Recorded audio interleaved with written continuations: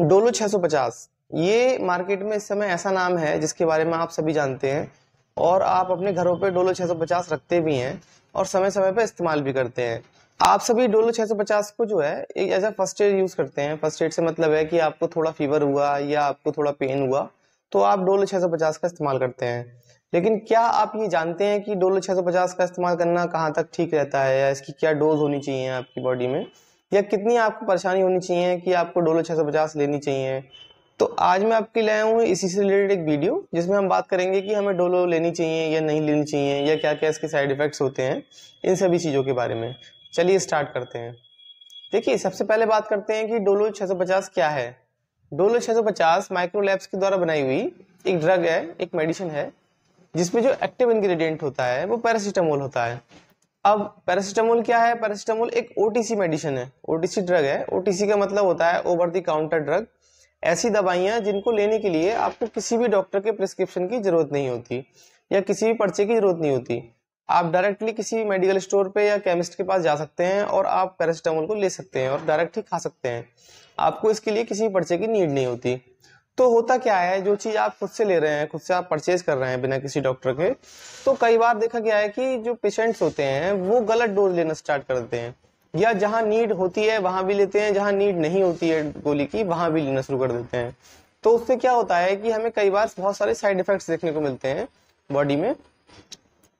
जो भी ड्रग आप खुद से ले रहे हैं तो उसके बारे में आपको ये पता होना चाहिए कि ये ड्रग है क्या और हमारी बॉडी में कैसे काम करती है। तो उसके बारे में बात कर लेते हैं। मैं पहले पैरासीटामोल बता देता हूँ क्या होता है। पैरासीटामोल क्या है कि ये एक एनाल्जेसिक और एंटीपायरेटिक टैबलेट होती है।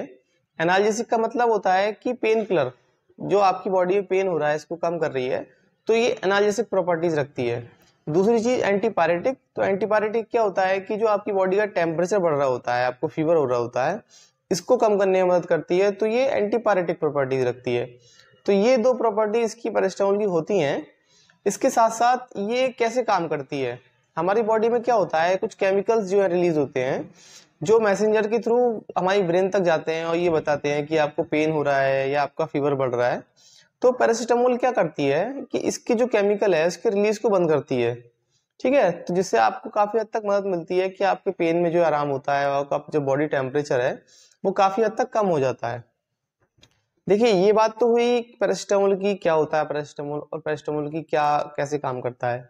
ठीक है, अब हम ये बात करते हैं कि ये ओटीसी मेडिसिन है, आप इसको खुद से ले रहे हैं, तो क्या इसकी आप सही अमाउंट ले रहे हैं, सही डोज ले रहे हैं? अगर नहीं ले रहे हैं तो आपको क्या क्या इसके साइड इफेक्ट देखने मिलते हैं, इन सभी चीजों के बारे में बात करते हैं।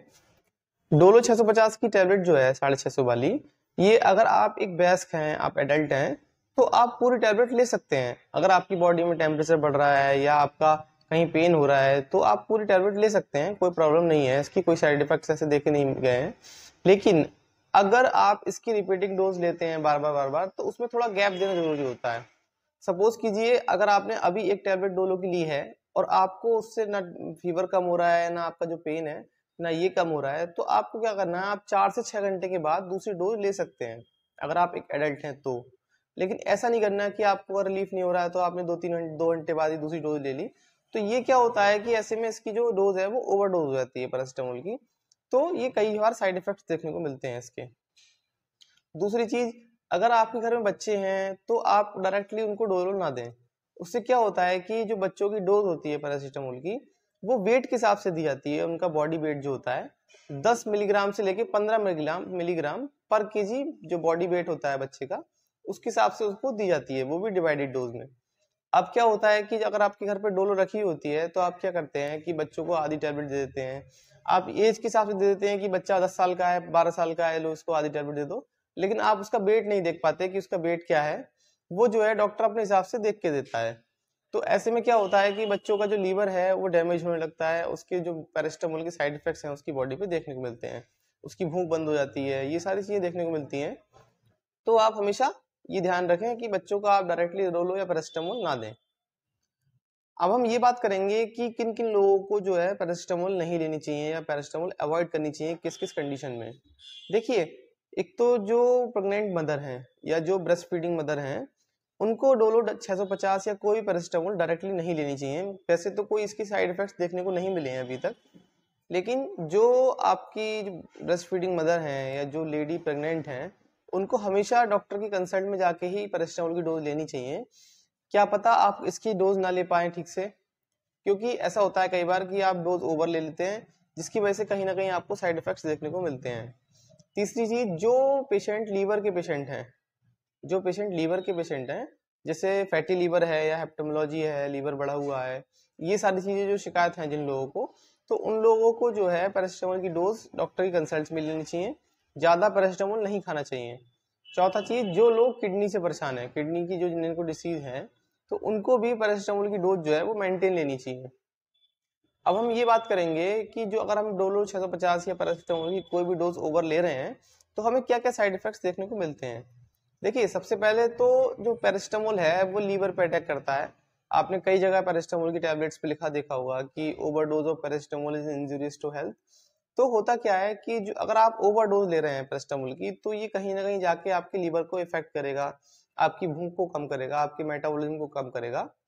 दूसरी चीज, जिन लोगों को किडनी की परेशानी है, आपको यूरिन कम आ सकता है, ये सारी चीजें भी देखी गई हैं। जो आपका ब्लड प्रेशर है वो काफी हद तक कम हो जाता है अगर आप ओवरडोज पैरास्टामोल की लेते हैं।